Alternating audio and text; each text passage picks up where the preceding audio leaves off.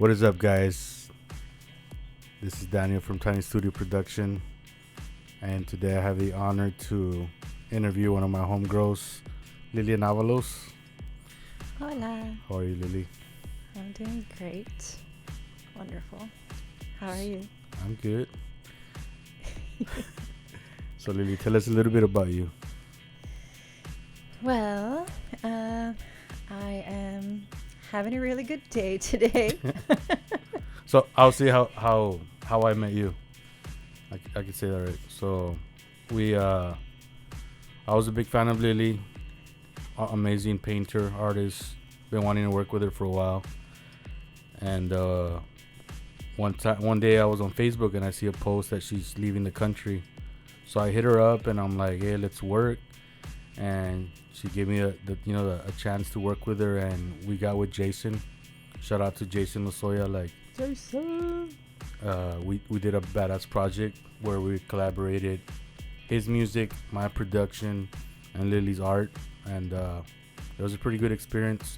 From there, I just noticed that Lily was like, I mean, I always saw that she was very about her work, but I never got to actually do a project with her. So I got to see that side of her, how she's like a boss. Like she knows what she wants. Like she doesn't hesitate. Like whenever there's a project, like she's all organized. So I've always admired that about you. You know, like you just keep going and you just keep evolving and you're everywhere, you know, and keep tearing it up, man. Like for real, like I admire you. Why you gave me a little choked up there, huh? What's wrong with you? Yeah, working with you is very nice the first time that we worked together, and since then we've continued to work together, and we are here today having a great day. So what got you into the art? This question is often asked, so then I'm sorry for being basic. No.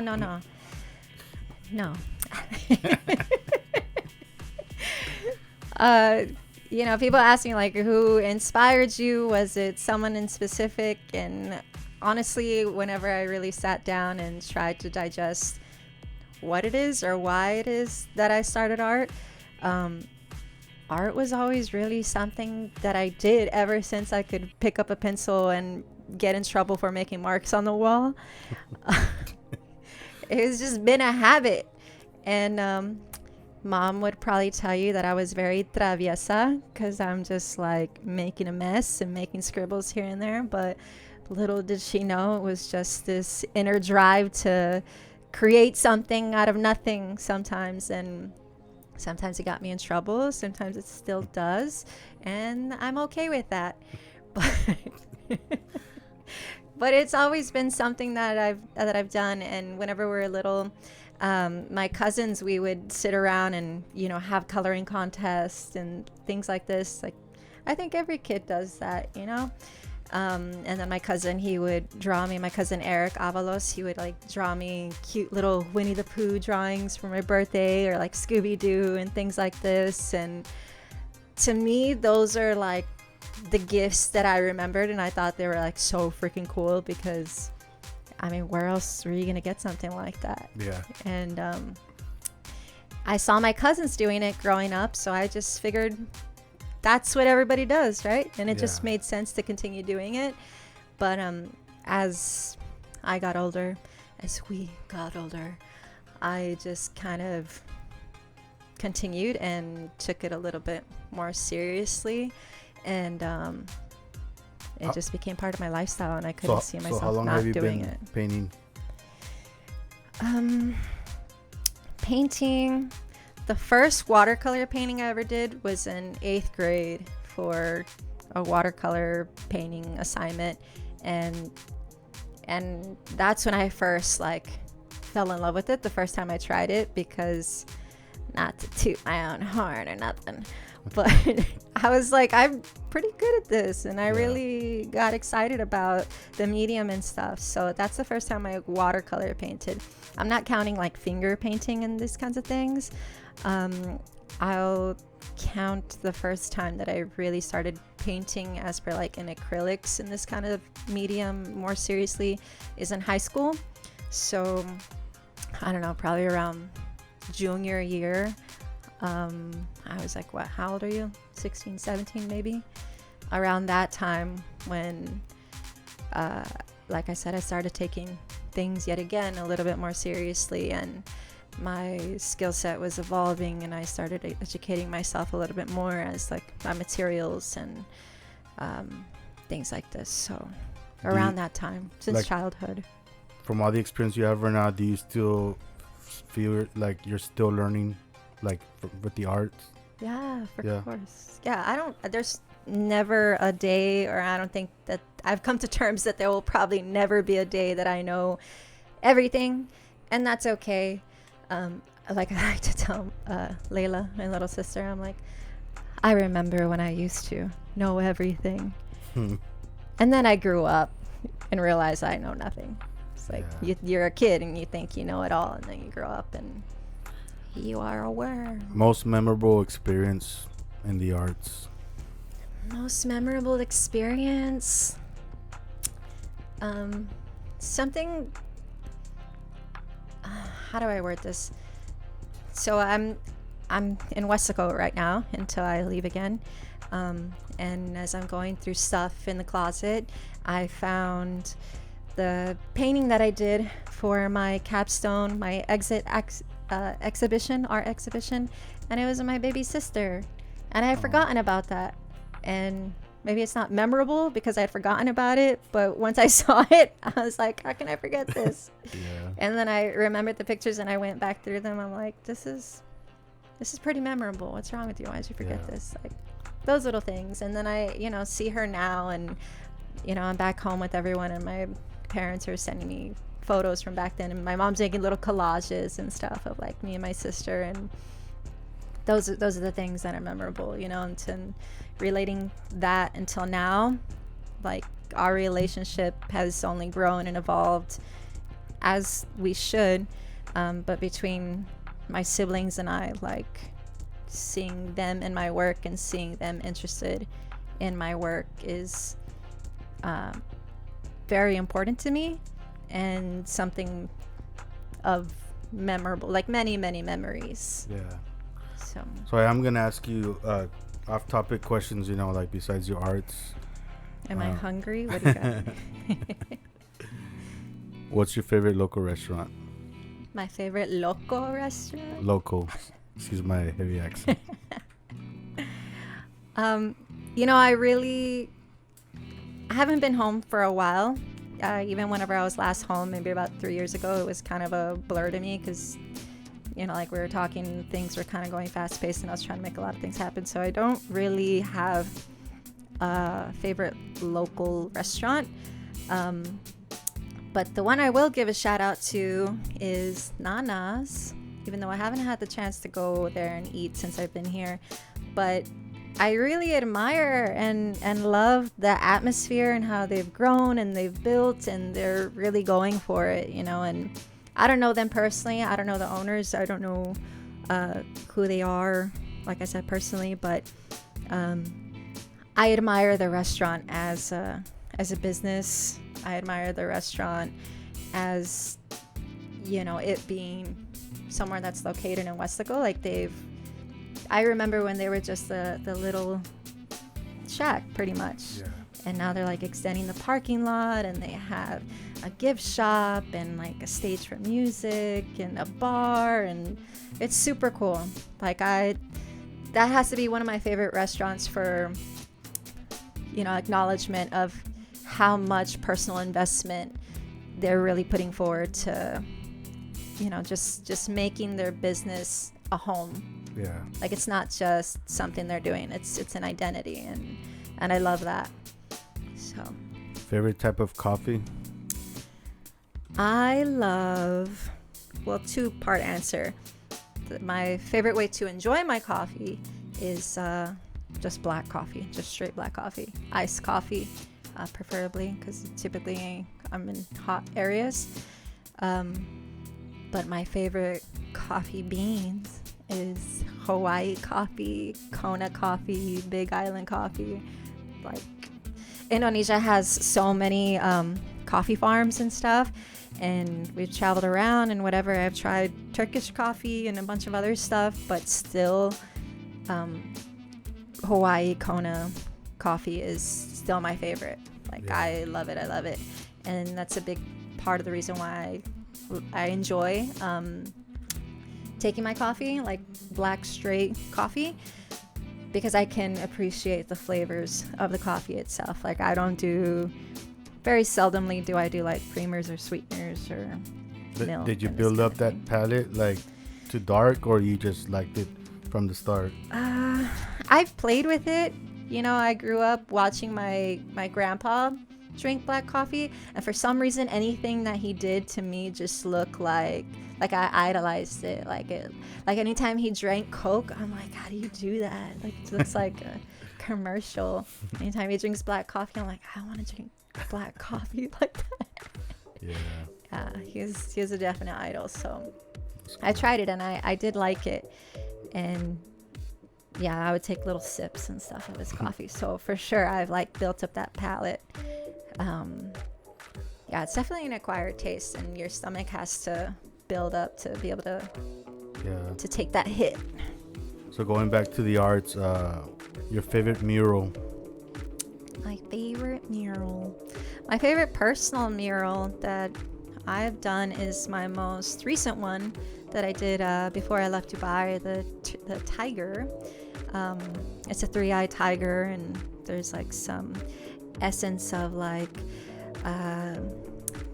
Chinese motif, if you will, because it's the year of the tiger, year 2022, so water tiger, and there's very mild hints of that. It's not hitting you over the head with what it is, but the elements are there. Yeah, that one looked awesome, dude. So yeah, I'm pretty happy with that one, like the size and the expression and the like my color palette and stuff. I look at it and I'm pretty excited about that one. So of recent. How long did that one take to work on it? It's funny because I did the drawing in a day, and then I drew it out on the wall in a day. But then after I drew it, I got really busy with other projects, so I didn't touch it for like months, maybe like 2 or 3 months, and just the drawing was up on the wall and I never touched it. So a long time went between me designing it one day, me drawing it on the wall one day, and then like a long period of time went through where I was just like focused on other things. And then I was like, no, like I need, like, today's the day I'm gonna do it. And that took me like a day and a half, one day. All right, so when it comes to the murals, do you have to use like a projector or something to trace the painting, or like is it all in your mind? The process depends. So we'll do both, or I'll do both. So it depends on like what my goal is or what my timeline is.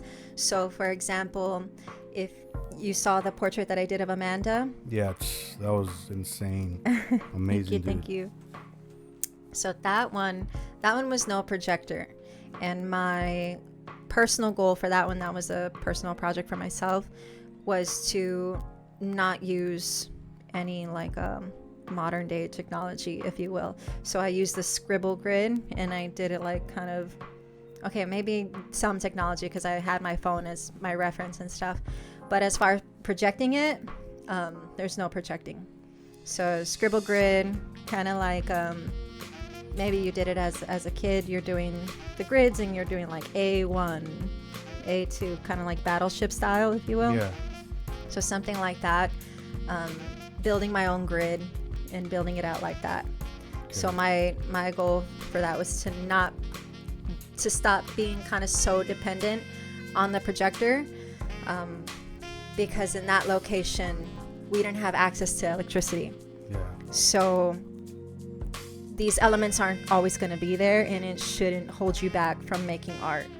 So for myself, I'm like challenging myself. I'm like proving to myself that I don't need that to make good work of art. And that was that for that mural in particular. For the tiger mural, I did use a projector because with that one, there was a lot more like fine tune and like symmetry that I wanted to integrate into this work. And so I didn't want to waste time with that drawing. I wanted to, the goal with that one was just the painting. So I wanted to see how quick I could just execute this painting. So the drawing for me in that one wasn't the goal. Like the painting was the goal itself, the technical application of putting the color on the wall. Is weather a challenge? Like, Hell yeah. How do you stay hydrated? Like, do you choose a certain time to start the mural, or? Yeah, for sure. Funny that you asked that, because when you're working in the studio and on a canvas or even on a tattoo, obviously you're sheltered, right?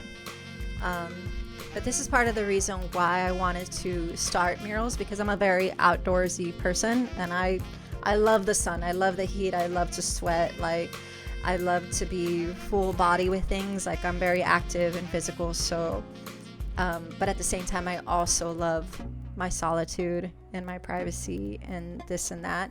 So in transitioning from one studio setting to the other, like specifically like with murals, if you don't want to get burned, like, you do have to work with the sun. You have to work with the sun and the elements. And there's actually an app which I need to show you, which is for photographers. And the photographers use it, but now we also use it, which actually I'm blanking on the name right now because I just got a new phone and I haven't uploaded my apps, but I'll tell you a little later. And it calculates where the sun's going to be. Wow. So if we never want to paint when the sun is directly hitting down for various reasons, not for like machismo reasons that like, oh, it's too hot and like I can't handle the heat. Like, there's real health issues like heat stroke and dehydration and these kinds of things. And for me, health is always a priority. So I'm not trying to put myself in any sort of situation that I don't need to be in. So definitely planning your work with the time of day and the sun is a major factor in making sure that you're able to be efficient as an artist and create your best work.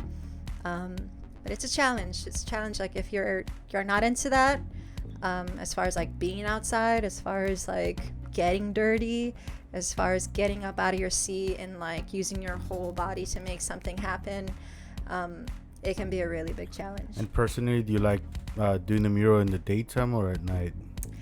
In the daytime, because ideally that's when the mural is gonna end up being appreciated the most. So, and then the colors will change as the sun starts to go down, and depending on your climate too, your paint and your cans will react a certain way too. So some brands are better than others.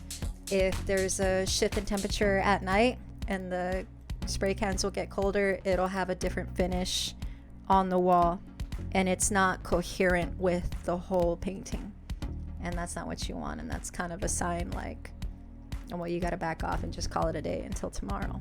So all these locations that you travel with murals, is it hard to orchestrate, like, like having the inventory there, like on these locations? Is it hard to find the inventory and all that, or no?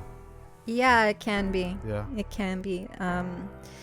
So specifically talking about Bali only has one spray can distributor on the island, like one graffiti shop, and that graffiti shop will host two brands, and it's an Indonesian brand.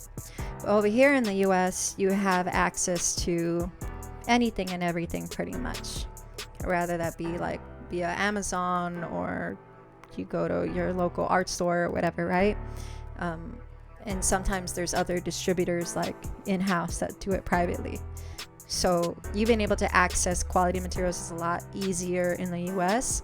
And in Bali, it can be kind of frustrating because you're only dealt with what you got there. You can bring in shipments of really high quality paint or whatever, but you're gonna probably be waiting a very long time when it comes to customs and this and that. Like, things get lost, things get postponed. Sometimes it's not that easy to track. Sometimes stuff will get lost, or immigration will reject your packages and send it back, and then it get lost in transit. It's a big pain in the ass, and you can be at a big loss for money. Yeah. So, but then you just learn how to work with what you got. So that's Bali specifically. Dubai, you can get there's different brands again, and you can get like Montana and stuff like this, but everything is super overpriced in Dubai. So if you are going to want to do your best work with the materials that you are most used to, and you want to deliver that quality to a client, you got to put it in the budget. Yeah. Like, and you can't be afraid of that, like, and they got to understand that. So that's something as per like you as the artist, the client basis, that's got to be transparent as part of like, this is what's required to make this project happen. So turning to like social media, what are the platforms that you're mostly active on? Mostly on Instagram and Facebook. Mostly Instagram, secondary Facebook. Facebook will kind of just like auto-populate posts, like, because they're linked. I do have YouTube. I'm not as active as I would love to be. YouTube is a lot of work, but that's always on my list of goals, so things to get better at and do. You also have your website, right? Yeah, I have my website. I updated a little bit before I left Dubai, but I've gotten pretty bad at keeping it super current, just because I've got so many things going on at the same time. But when I have time, I'll put like an hour or two in here and there. And then you also collab with another website for your merchandise, right? Yeah, I have quite a bit of third-party hosts that I do host my designs on, such as like Society6, Teespring. I do host some designs on Amazon. I'm sitting on a few designs that I haven't even uploaded and stuff, but yeah, and then I do have some stuff on my website, but my website, I want to reserve it to, in the future, just being original art and prints. So in the future, I'll probably end up taking down whatever merch like items are there, and that'll be the place where I host that kind of thing. So Ms. Avalos, what's your daily lifestyle? My daily lifestyle. Well, I always have my alarm set for 7 a.m., but sometimes if I get up at that time, maybe not. I just like to listen to my body. If I'm ready to wake up at 7 a.m., then let's go, let's do it. But if I'm not, it's because, of work of the day before. Like, maybe I did a double workout on one day, and my body's like, you need to just chill right now an extra hour or two and not get caught up about it or get upset at yourself for sleeping in. So I'll do that. That's like one part of it. So besides the exercise, do you have like a diet plan, or how do you stay healthy and fit? I don't really have a diet plan. I kind of have more diet don'ts. Like, I have a lot of diet don'ts, like things that I just don't do. Having lived in Indonesia has really helped me do this, as far as Indonesia not having a lot of American junk food and things like this. And having lived there for so long, I've really cut my cravings out for any of it, and I don't really think about it too much. But when I got back, like, I need horse blinders entering like any sort of store, because there's like so much junk food and I can smell it and it just looks amazing. I'm like, this is why. So yeah, I don't consume a lot of processed foods, sugars. Yeah, I don't eat fast food. Yeah, I have a very healthy lifestyle. I enjoy it. I do it. I know some people get very turned off by the idea of eating healthy, but I genuinely do love eating healthy. And my dad was freaking out because he's like, "Are you hungry?" I'm like, "I'm just gonna eat a red bell pepper and some cucumber." And he's like, "Really? That's it?" I'm like I'll wake up craving these flavors. Like I told him, I'm like, "Yes, like I listen to my body. I'm very intuitive, or so I like to think so." And I think so far it's done me well because I haven't gotten really sick or anything like that. And I haven't had any medical issues, or I don't have any medical issues. So. And I know you had mentioned that you've like when you travel, you've seen a lot of like interesting like fruits and vegetables, and you get online and like figure out how to like cook it. Any interesting ones that you want to share? Let me think. So something that I found really interesting is like a papaya here in the valley. I never liked it because you cut it and it just like smells up the whole house, and it makes me angry because it's so smelly and I can't handle it. But in Bali, they have a bunch of papayas and they don't smell at all. Why is that? I don't know. I would assume, I'm not like, agriculture specialist or anything like that, but I would assume it definitely has to do with the climate, because even like cilantro doesn't taste the same, or it's not as aromatic as it is here. The jalapenos they have there are much smaller and are nowhere near as hot. What else? I don't know. Well, there's that, but the fruits and vegetables from that region of the world, like native, are freaking amazing and so beautiful and so delicious. Like dragon fruit here, like I don't know, I saw something you're paying like $5 for a large dragon fruit. Where over there we're paying not even 50 cents for like a massive one. Like Max is out on any size that they're having here, and they're like happy dragon fruit, not like suffocated in saran wrap and this and that. Like they got there that morning and they're super fresh and they're super juicy, like amazing. And you say over there like there's more fruit like drinks like available compared to like if you go to a restaurant, that is more available compared to here, right? Like like natural fruit juices. It's just integrated into the menu, into the lifestyle there. Whereas like versus here, if you wanted a fresh carrot juice or a fresh apple juice or orange juice, you'd have to go to a healthy place to get it, because that's what healthy people do.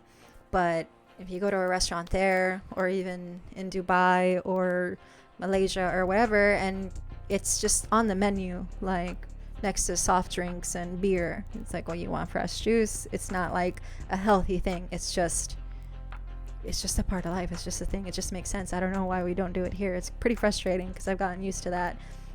It's like I crave carrot juice, like fresh carrot juice. It's like amazing, like ice cold fresh carrot juice, and like I can't get that here. Yeah, I don't know where to get that here. So back to your tattoo work. What has been your favorite piece that you've done? My mama. Yeah, my favorite tattoo I've done on someone so far has been my mom. I tattooed my mom today, and that was cute. That was very fun. As I was joking earlier, I was like, I knew this day would come. But yeah, so I tattooed a little hibiscus flower on her forearm. Bien delicada. Sa tulipan. I was telling her. Sorry, go for it. I was telling her, like, I love that she decided to get a hibiscus flower, because I told her every time I talk to grandma, like, grandma is always telling me about her tulipans. So I associate roses and tulipans with grandma. So I'm like, it's so cute. Yeah, I was gonna ask you what kind of flower that was, because it was pretty. Yeah, very tropical. Yeah, so, I this one goes out to your clients. in general, like any advice to anyone that that you're gonna give work as far as like tattoos, murals, or paint work? Anything you want to share? Yeah, so any advice for anybody who wants to work with me as far as tattoos, murals, commission paintings? Yeah, like like sometimes we all like work with people and there's certain stuff that's annoying, or like, guys, don't do this, like don't do this, like Yeah. that's like me as a producer, I'm like, if I'm gonna work with somebody, like practice your lyrics, like practice the song, because I don't want to record like you 50 times or 20 times. Like, be prepared when you come here, that's my advice as a producer. For me personally, it's always professionalism for one. So I'll even throw modeling in there, if you will. And I say that because if you are sending me a message and you are being serious about working, then just communicate and just be professional about it. I am not a person who will entertain anybody's side motives, if you will, without getting further into that. But keep it professional. Like, there's no need to call me pet names or whatever. Like, just call me Lily, just call me Liliane, this kind of thing. So just be professional, because if I see that, I won't acknowledge it, and I won't acknowledge you. So I don't tolerate that. That's one thing for sure. So this is also kind of the advice for other female artists too, who I'm sure get frustrated with that. In any field, like, just to call it for what it is, like, it's a form of harassment. So just don't do it. It's frustrating. That's number one. Keep it professional and communicate. Number 3, if you will, is to have a clear idea of what you want. And if you are not sure exactly on what you want, just try to communicate with the best you can. It's very difficult for an artist or any person in general to kind of work with someone who is very unclear themselves on what they want. So to have the clearest picture possible, and like references and this kind of thing, like, just be ready to have a fluid conversation to make something happen. The other part is like budgeting and pricing, this kind of thing. Like, I know people get kind of touchy when talking about money or whatever, but it is a very real and essential part of having a sustainable business and being, a solo entrepreneur. Be transparent with your pricing, be transparent with your budget and your personal expectations. And like, it's not something to be embarrassed about if you don't have the budget, but also there's been other ends of times that I work with clients when for whatever reason, like, as a team, we've acknowledged that the budget is much larger, but then they really try to lowball either me or my team of artists at a very low price. And I am very okay with saying no. I'm very okay with not working with someone who doesn't value our work. Or, like I said, if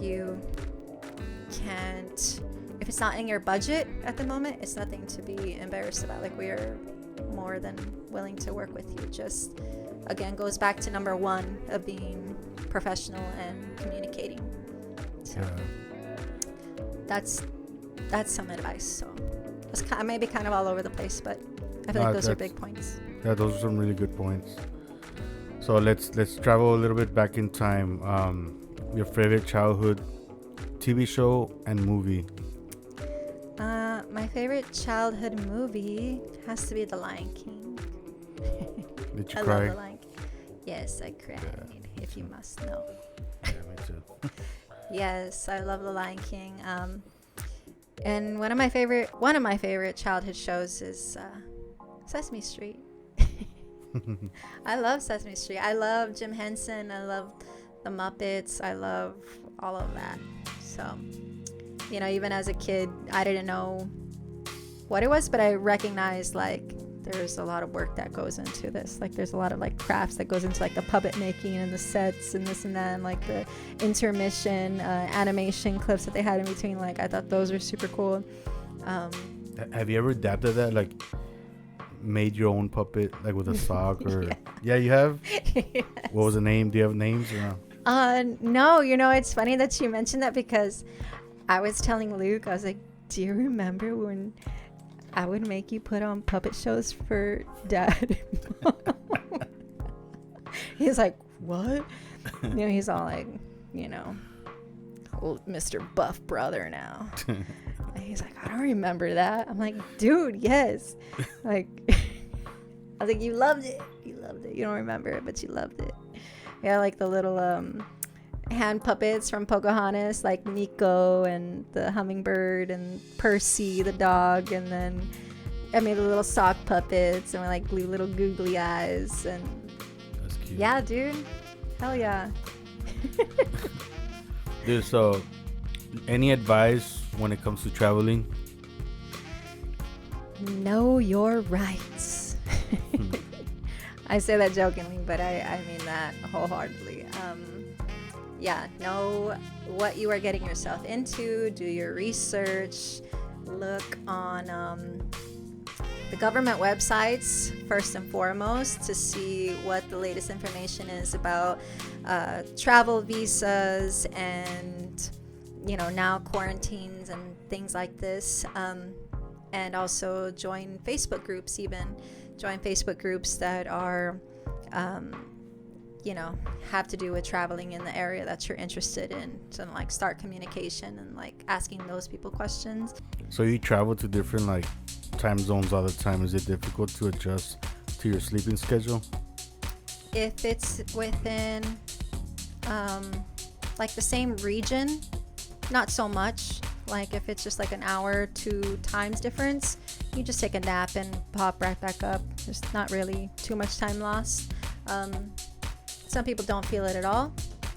But like if you are traveling to one hemisphere to the exact polar opposite hemisphere, like, Dubai to LA, that's when you will feel it. Both show. How long does it take to adjust?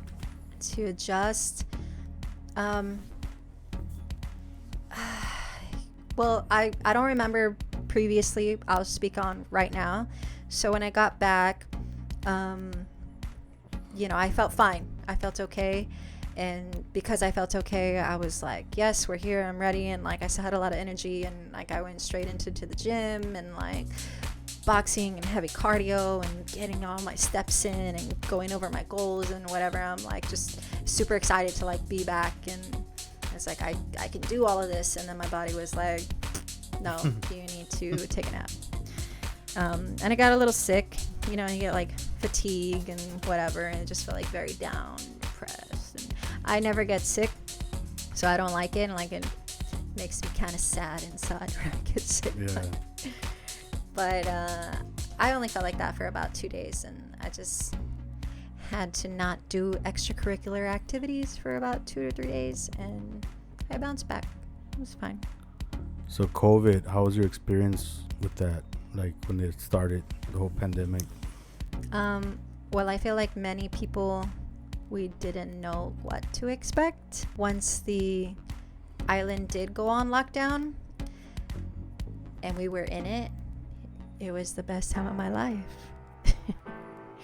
Coming back to the US, this is not the common experience for a lot of people, but I was really living on an island in paradise while the world was going fucking crazy and going to shit, and seeing things of riots and protests and this and that and all this crazy stuff happening like elsewhere outside, that if I was not going online and seeing these things, I would have probably never like experienced them or even expected or understood. But on top of that, I feel like the reason why I say it was the most amazing time of my life is because if you were staying in Bali at that time, you experienced Bali in a time where no one will probably ever experience it like that ever again, because all the tourists left and the island was quiet and it got to breathe and it was beautiful. Like, I would have never taught myself how to ride a motorbike had it not been for the pandemic, like, because it was just like go, go, go crazy. But the roads were silent and I was able to teach myself how to ride a motorbike, and it's because of the pandemic. And we were able to travel to spots in Bali that are typically like highly populated with lots of tourists, and we got to experience these places with no one there. That's cool. You know, like in areas and hotels and resorts and stuff that would typically be like $500 a night, $800 a night. Like, we're charging $50 a night, $40 a night, like $30 a night. Someone just wanted influencers there just to get people going there. But it was beautiful. Like, and I'm a person of solitude. Like, I'm not a big city person. I'm not super into that like quick, fast, go lifestyle. Like, so being on this island during this time, it was just so nice. It was so chill. I got to breathe. Any So locations that you miss being at? The beach. Yeah, of course I miss Bali every day. I miss Hawaii every day. I'm a very outdoorsy person, like I said, very tropical-ish person. You know, I enjoy a very minimalist lifestyle, like with my makeup, my hair, my attire. Like, if I can just throw on a bikini and kind of just throw over and not be super concerned about it, and I can walk barefoot all day, like, I'm super happy like that. So yeah, anywhere where I can live like that, Yeah. I miss. So on your tattoo work, what styles of tattoo work are you currently into? For me personally, as an artist, I am very interested in refining my realism skills with tattooing. So realism with my tattoo work is something that I will be focusing more in. But when it comes to my personal interests or things that I'm into, of like aesthetic or styles or whatever, I don't have a favorite style or any one specific thing.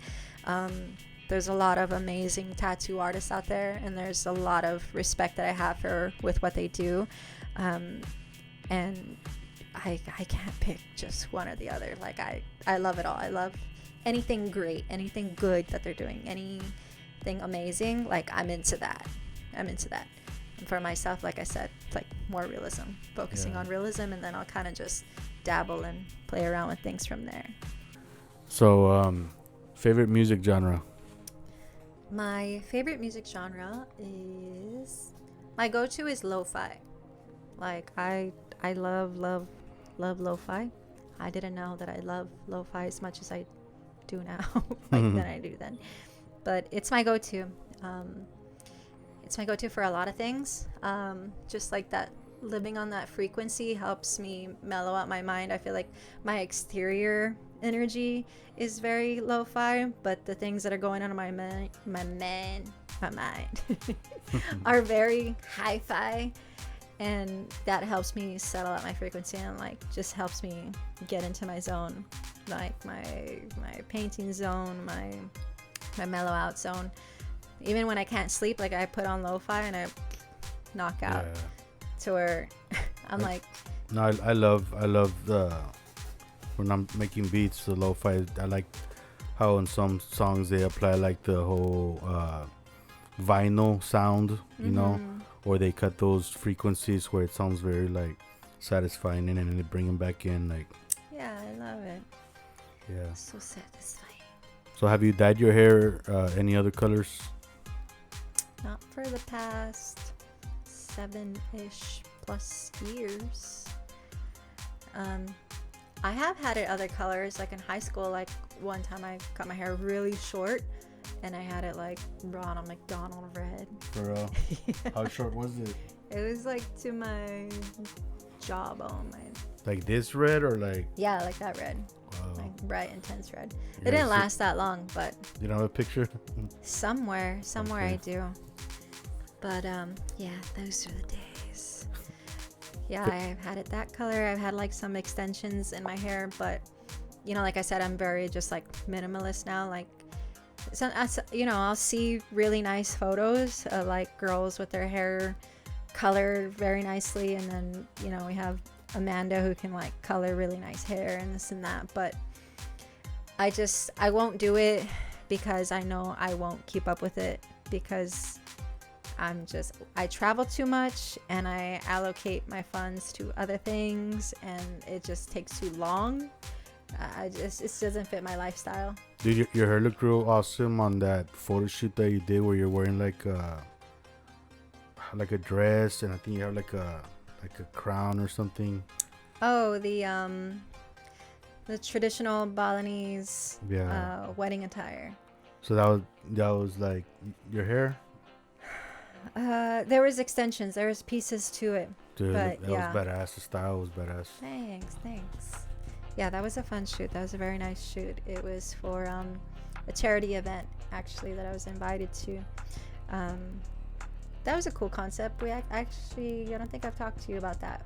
Mm-mm. So it was a charity event in Ubud, and it was hosted by this photography group, and they invited other photographers. So then they paid a fee to enter into this photography hunt, and they reached out to models, whoever wanted to volunteer their time to go and get done up in different styles. So that was my costume, if you will, and there was like other girls dressed in like different like traditional Balinese style, like some were like dancers, there was other colors of like Balinese like wedding dress, some more like Western wedding dress style, like a lot of different stuff. There's maybe in total like 17 other models, and then makeup artists and hair stylists who volunteered also their time to make this happen. And so then on the property, it was a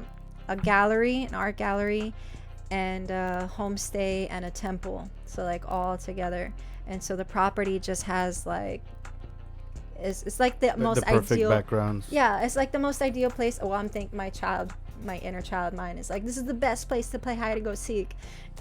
Like, but really is like amazing. So every angle of that place, like there isn't one single corner that was not like photogenic or like Instagrammable, if you will.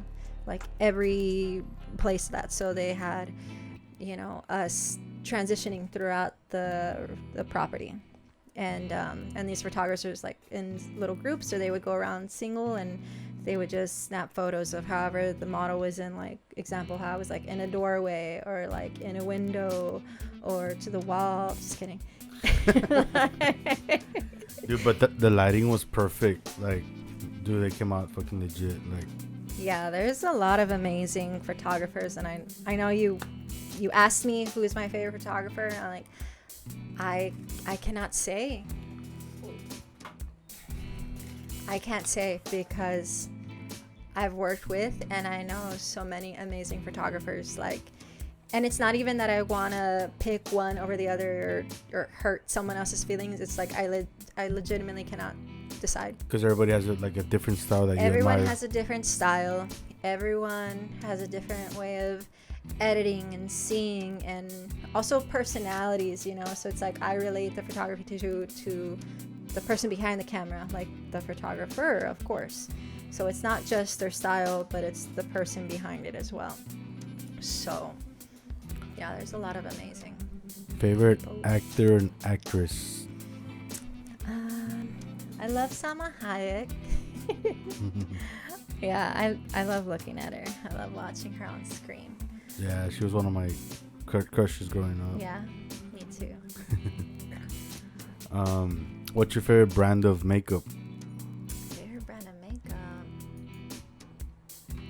Well, I don't wear too much makeup, but the brands that I do always gravitate to now that are like my go-tos is the Rihanna Fenty Beauty and Kat Von D. Nice. So I know Kat Von D, she sold her makeup line, so I don't think it's Kat Von D anymore, but her brand, whatever it is that she sold.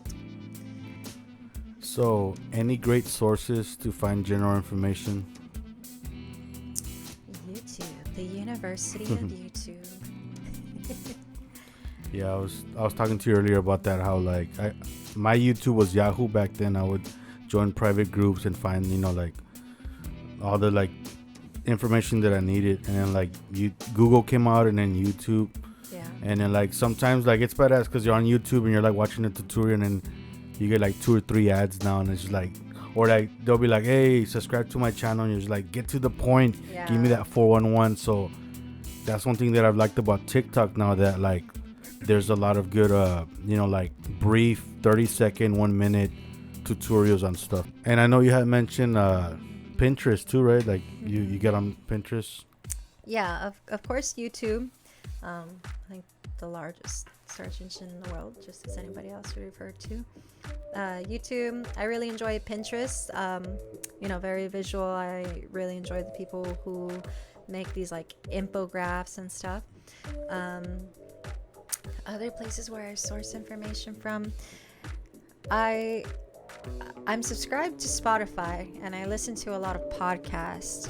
I listen to a lot of business podcasts, entrepreneurial podcasts, things like this. So sometimes if the podcaster references something, like I'll go further into it from there. So that's a little bit more fine-tuned, nitpicking way. There are courses from people that I have purchased before. You yourself, you have courses as well, right? Yeah. Yeah, I do have courses. I have some courses on Skillshare. I have some courses on Udemy. I know that they could be better. I feel like the courses that are on there right now are more so like test courses for myself to help me understand how the platform, how to navigate on the platform is. So that's what it is. And for sure, like it's very, very time intensive in creating any course. And I know that I can create better ones. So, in time, it'll happen. So what do you tend to overshop on? Well, not clothing. I don't overshop on clothing. I don't overshop on makeup. Generally, what my funds do go to is art materials. I don't know if I would say I overshop, because I'm very frugal with my money, but when the budget allots me to go ahead and go forth and splurge a little, I splurge a little on good quality art materials. So I know you had mentioned, like, when it came to quality, like we're talking about on the tattoo side, how like also like needles make a difference, and Yeah. the ink as well. Yeah, for sure. Like whenever I was first getting my materials together for tattooing, I was buying just the cheaper stuff so I can just go ahead and get started and become familiar with what I'm working with. And so I bought cheaper needles, and I'm glad that I did, because like from the tattoo that I did on my mom, I could 110% tell the difference in a cheaper, lower budgeted pack of needles to one that is a little bit higher in ticket price. And after experiencing my setup the way that I did today, I'm not going to go back to the cheaper stuff. I do want to say shout out to Lily. She finished inking the Ableton Live logo on my neck, and she did great. Her hand is very soft.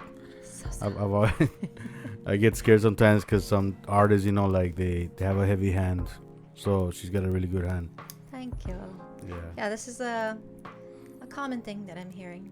Yeah. So I'm like, that's cool. So growing up, did you go through any different phases when it came to fashion? No. Short answer, no.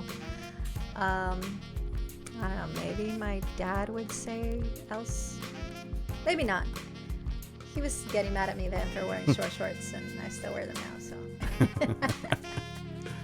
Favorite place to get your nails done? Favorite place?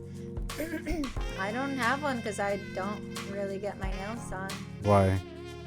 Because I'm a Tom girl, bro. Oh, okay, cool. I'm too rough, and the things that I'm doing, like, I've gotten them done. I mean, I do get them done every now and then. But as far as, like, nail extensions, I don't really do that too much because I get easily frustrated with them. I don't like being restricted in my work, and my work comes before anything else, honestly. And so if I am not able to hold something correctly and it just gets in the way, like, I would rather not. Also, like, in my workouts, like, I've started boxing, so if I have nail extensions, like, even if I attempt to put them on, I don't know if there's any girls out there who still do that. I don't know, maybe Cardi B does that or something. I don't know, but I'm like, I've tried. I've done it once, and I'm like, I got some really nice nails done. I'm just gonna go about my daily life, and then, like, I'm like, this is why I don't do this. How long have you been doing the boxing? I only started it about maybe 5-6 months ago, once I moved to Dubai. Can you feel the difference when you're doing the murals? Like, do you feel more like you got more like stamina, or yeah, for sure. Like I don't know if you've ever felt lit without substance. No, yeah. When it came to cardio, like, you get to a certain time when you're running, when you just I don't know if the body releases something, but it's like a natural high. Yeah, that's really how I feel like after doing boxing. Taz, Taz boxes, and I watched him. I'm like that looks like fun. I want to do it. So he started training me, and then now, since we're based in LA, our go-to gym is Wildcard Gym, so it's just like with Freddie Roach and stuff. That's awesome. So that's where we're working, and it's really nice. I like it. Shout out to Taz too. I mean, he's an amazing artist. If he's ever down to do an interview, yeah, I'd be open I'm sure to he it. would be. I'm sure. But both of y'all keep tearing it up. Y'all doing amazing, for real. Thank you. So, favorite location that you've traveled to?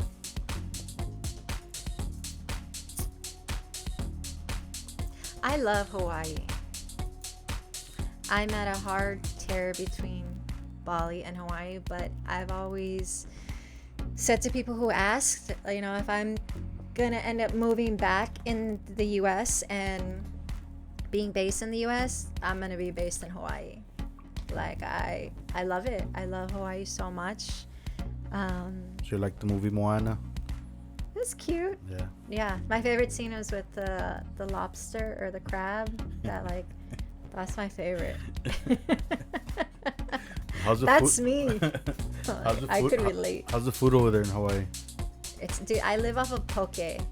What's that? Poke is like it's fresh, raw salmon. It's like, if you love sushi, you're gonna love this. It's red? Yeah, red. So it's like tuna, salmon. And they just have it in the delis, and they'll mix it kind of like what's the roll they do here?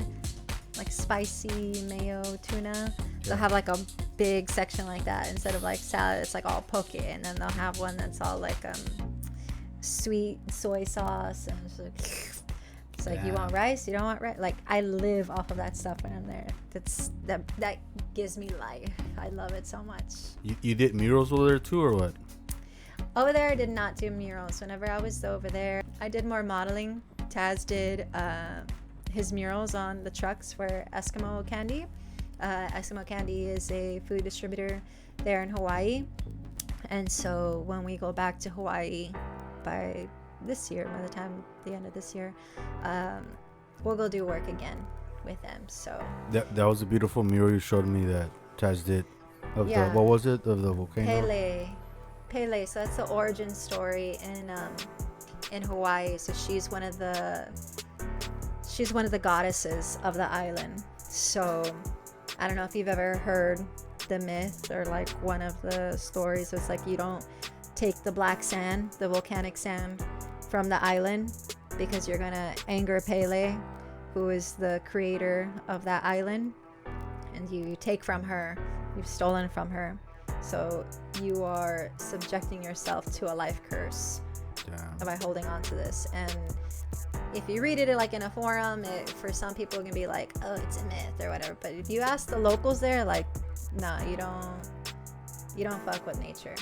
Yeah. And it's something that you don't feel, or that people won't fully respect until you live there, until you truly become friends with people from there and understand that it's not this myth, like it is their story, and for them it's very real.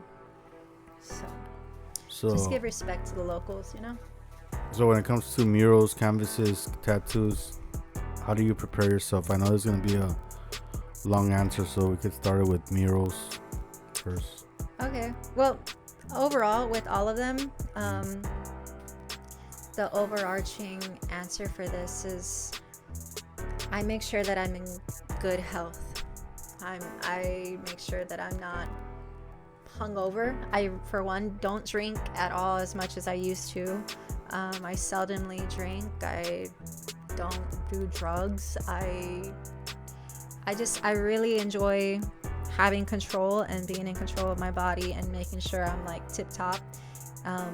So that's number one, like making sure that my mind is clear, my body's good. If I have some sort of like back pain, knee pain, whatever, like I won't mess around if I'm not feeling good, for one. So health and safety things are number one. But thinking or talking about murals first, there's a lot of preparation that goes into murals, depending on the location, depending on the client. So for example, the next project that we will be doing will be going to Washington. We'll be going to Washington. And so for that, there's a lot of back and forth communication that needs to happen with the client, and design work that needs to happen. So the design work itself can take anywhere from like a week or two, and then once arriving, there's more conversation happening with the client, and then preparations of materials, sourcing what's available there, or if we have to ship things from another location, like this is domestically. Even that, I'm breaking it down really short because I went through writing up a whole proposal and a budget and this and that. So there's a lot that goes on behind the scenes that I don't publicize or talk about, but it's a definite part of the process, and it's more of like the business side. So anything that people see on social media or on my website, like that will more often than not be just the finished product, right? It's very hard to be the manager, the project manager, the person who's allocating the budget and sourcing the materials and making the work happen and this and that, and then on top of that, being able to like document the process and also be your own photographer and your own videographer. Like there's a lot so that goes into it. It's like running a business on your own, pretty much. Yeah, for sure. So yes, I'm an artist, but I'm also an entrepreneur in that aspect, because I have multiple interests that aren't just only art. A lot of it is art related, but we also do, like, consulting, art directing, this kind of thing. So yeah, I've done a lot of self-research on myself and still learning along the way. Like, I don't know everything, but I've learned a lot through experience of do's and don'ts. So this is something that I'm still growing on.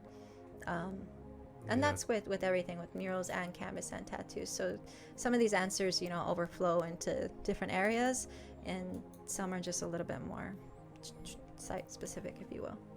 So software, when it comes to software, what do you like to use on your mobile phone, on your tablet, and on your laptop? Software for editing, my go-to for my mobile phone is an app called Snapseed.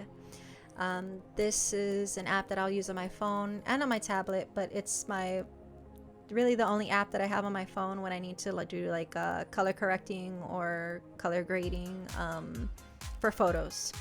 So that's with that. Tablet and laptop,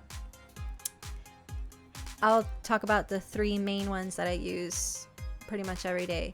Procreate for drawing designs, LumaFusion for editing videos and this kind of thing, and Canva. I have a subscription to Canva Pro, and I use Canva for marketing and this and that and whatnot. But there's a lot of software that I use. So also Adobe. I have a subscription for Adobe. I don't use it as much as, I won't say as much as I should, but I just don't use it as much as the other ones. Yeah. But if there's something, like if we get a digital project and there's certain assets or dimensions or things that need to be exported in a certain format, I have access to that if that needs to happen. Nice. So. Favorite celebrity, childhood crush? Ace Ventura, Pet Detective. Nice. That's the first time I hear that. Yeah. Yeah. Was it the Hawaiian shirt, his hairstyle, like comedy, or what? And the monkey. The monkey. The monkey got me. Maybe I had a crush on the monkey. You had a monkey pet or I've seen some of your videos where you're like, with was it orangutan? That's an orangutan. Yeah, orangutans are native to Indonesia, and that was at an animal sanctuary. His name was Johnny, by the way. Johnny. He's so cute. I never got to go to Sumatra, as that's where orangutans are from. But I would love to do some conservation work there, like murals and stuff, or any art-related project when I go back to Indonesia and Indonesia's made up of thousands of islands, so it's like you can spend a whole lifetime exploring all the corners of Indonesia and still probably never be finished. Wow. It's so big and it's so diverse and it's amazing. It's beautiful. It's beautiful. Favorite concert that you've gone to? Lady Gaga and Shakira. Nice. Yeah. I took a elbow to the chest and by security, and got a beer thrown on me because I was getting a little wild with Shakira there, touching her ankles and whatnot. And security wasn't having it. He played it off like a little and then someone also was going crazy with their beer and just it was amazing. I loved it. Yeah, she's beautiful. Best part of my life. So if you had one wish, what would it be? I wish that people get rid of their bad attitudes. That's what I wish for. People get rid of their shitty, nonsensical attitudes. Anyone that you would like to collab with? Johnny the orangutan. Yeah, I mean, I say it jokingly, but it's kind of true. I want to collaborate, with wildlife conservation projects, like either here in Texas or the US or Indonesia. Like, I'm not close-minded to any area to make this happen, because I mean, I don't know, maybe you just hearing that Ace Ventura Pet Detective was my childhood crush, like, you understand a little bit that I have a affinity for animals. Yeah. So yeah, this is a love of mine, something that I want to do. I have done some conservation work before related to art, like at the Ocelot Festival, like painting kids' faces as like little ocelots and stuff. That was cute. It's like when Layla was a baby, I have a picture of me painting her face as a little ocelot so she can put her head through, and like with the little ocelot body in the cardboard, and that was cute. And then I've done some stuff for the Release Sea Turtle Inc. at South Padre Island. So when I was in Hawaii, they reached out to me, and that was the second time I worked with them, and I did a digital design and got it printed out in like big poster size and got it sent out to them, and they did a raffle, an art raffle or a silent auction. I don't remember exactly, but whatever proceeds were made from that went to the Release Sea Turtle conservation projects that was going on. That's awesome. What else? I've done another thing too with the ocelots a few years ago. Similar thing, but this was a painting on a wood panel, and I was invited to a live auction at the Gladys Porter Zoo for donors and donators, sponsors for the zoo, and they were there, and they were auctioning off art and stuff. So I got to meet some people through that. So it's not a new thing. It's something that I've done before, but I think whenever I was doing it sporadically during this time, I said yes to these projects because I was interested in them and I liked them. But it's obviously an interest that hasn't left me. And now as I'm older and reflecting back on it, I don't think that it's an interest that's ever going to really go away. So I would like to expand further and explore more and, build more relationships like that, like long term. Now that I understand and I see myself that this is something that I want to do and truly have interest in. And so that'd be part of like your goals for this year? Yeah, I would say so. I've started writing up some proposals before I left Dubai, but because of travel and, spending time with family and stuff, I've really kind of just put a pause on doing my daily grind. But, once I leave again to Washington, I'll be back on it. So I'll get back on it. But yeah, I would love to do murals and projects and anything of that nature with nature. Nice. So if anyone wants to work with you with your multiple professional talents, where can they get a hold of you? As of right now, I'm the most active on Instagram. Even at that, I'm a little bit sporadic on when I'm active and when I'm not active, because I don't know, maybe sometimes I'm feeling it or maybe sometimes I'm not. I'm not gonna force it, but short answer, Instagram. You can find me on Instagram. In this podcast episode, I can put my email address, and I check my email address. That's the first thing I do in the morning. I don't, gravitate or look anywhere else. I check my emails first. That's my first thing I do. So either Instagram or my emails. I do have my website. You can reach me through there. You can also find my email address on there. So, like I said, I have multiple Instagram accounts, so just reach out to me. As I said before, if there's something that you want to work on, because each Instagram is for something different. So depending on what you want to work with. Yes, exactly. Tattoo work, art, or modeling. Great. Yeah. So I do have a lot of Instagram accounts, but like my brother's like, I never know where to message you. I'm like, you just message me on my personal one, whatever, right? Just text me. You have my number. Why are you messaging me on there? But my modeling one is just vain photos of just only me. The tattoo one has tattoos, and the art one has my murals and paintings and a lot of other stuff. So if it's my personal one, it'll be me and my family, friends, and boyfriend. So yeah.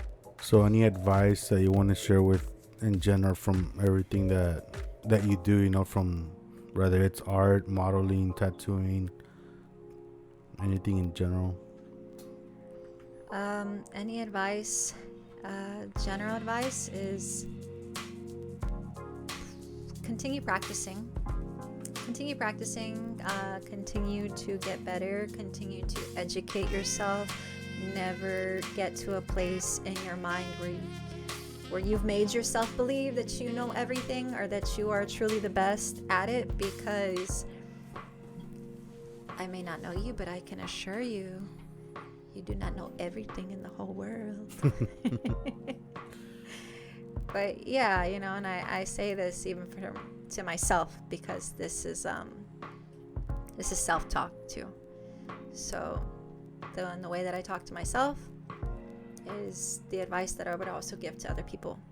So I've come to terms and I understand that I am not ever going to know everything that I need to know, and that's okay, as long as I'm still willing and wanting to learn and enjoying that process, and know that you're never going to be perfect, and nor is that the goal or my goal. But yeah, in any profession, just always try to be better in comparison to yourself and no one else. Any shout outs? Shout out to my grandma. I love you, Grandma. Yeah, and my mom for taking the tattoo like a champ. I know she was scared. This is her first tattoo, and there's a lot of bonding that happened today. It's very nice. Yeah. So yeah, shout out to my mom. She has very sensitive skin, so I was kind of worried about her, but she did really good. She did really well. So shout out to her. For real though. Everybody in my family, I love you. So I just want to say, Lily, thank you, for coming through today. This is a overdue episode, I've been wanting to podcast you for a while, but been busy. We've been busy. Here we are today. But just keep doing everything that you do. I'm a big fan of you. You're my favorite painter, artist. And I admire you. I look up to you a lot. Through you, I'm living. Everything that you do. I'm just one day, bro, I'm gonna be with her, doing some work with you. But just keep tearing it up. Thank you again for putting a little knot on my throat. Well, guys, make sure to follow Lily. I'm gonna provide all the links, her link tree, and like I said, she's not one person waste your time. She's prepared for whatever. So just make sure that if you collab with her, come with her with respect, and just be ready to work, because I mean it's today. It was fun today. She put me to work, and I love that. You guys will see that too. She's very professional and ready to go on any challenge. Thank you for that. All right, guys. Well, music, art, peace, and love. And once again, Lily, thank you for everything.